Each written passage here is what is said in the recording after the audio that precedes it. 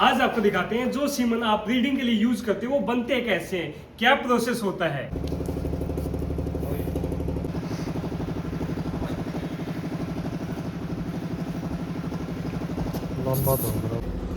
एक चीज़ नोट करो आप इसकी सारी वैन जितनी नसें हैं वो सारी आपको बाहर एक कल्ली कल्ली नस बाहर दिखाई देगी पूरे बॉडी पे। टांगों से देखो या ऊपर से देखो, जहाँ से मर्जी देखो। हाँ, तो इसका क्या मतलब है जी? ये पतली चमड़ी की पहचान है। अच्छा, पतली चमड़ी होगी तो नस बाहर दिखेगी आपको। ठीक और है। जिस जानवर की पतली चमड़ी है वो दूध देने में उसका बहुत बढ़िया रिकॉर्ड मिलेगा आपको।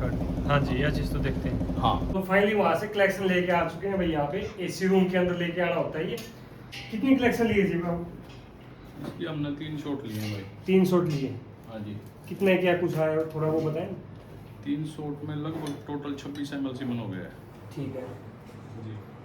ये गर्मी में और सर्दी में थोड़ा वो बताएं कितना क्या कुछ रहता है। तो मौसम का थोड़ा बहुत प्रभाव तो पड़ता ही है। ठीक है जी। अब एक जैसे नॉर्मल एवरेज क्या आती है वैसे? गर्मी में थोड़ा सीवन डाउन हो जाता है, ठीक है क्वांटिटी कम हो जाती है। सर, अब हम जानना चाहते हैं सबसे पहले तो एक बार नाम बताइए अपना किसान भाइयों को। मैं सुरजीत सिंह, ठीक है जी। करनाल से। जैसे अभी तक हमने जो प्रोसेस दिखाया कलेक्शन का दिखा दिया, उसके बाद आपने वो दिखाया था, अब आगे का प्रोसेस बताइए सर। इसमें क्या कुछ किया था, फिर अब क्या प्रोसेस होगा? ये मशीन होती है हमारी फीलिंग सीलिंग के लिए। ठीक है जी। उससे पहले होता है माइक्रोस्कोप पे चेकिंग, ठीक है। मोटलिटी किस रेशो में है बुल की।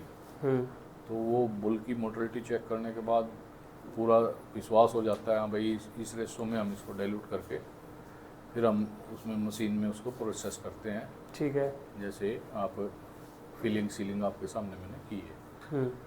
उसके बाद अब 3 घंटे की प्रोसेस है इसको फ्रीज में।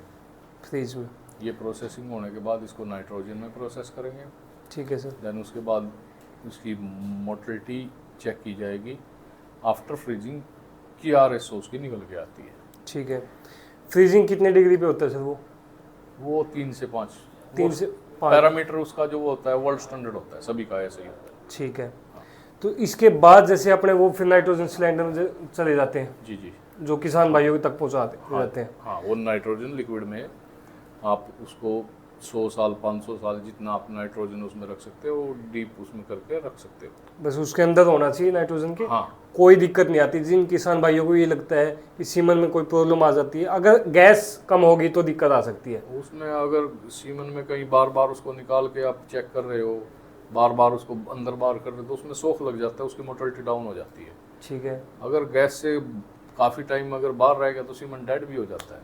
ठीक है जी। ये ऐसा वो समझो कि वो है सप्रम का, जिसको हम अपनी आंखों से नहीं देख सकते, वो कितना नाजुक सामान होता है। हाँ।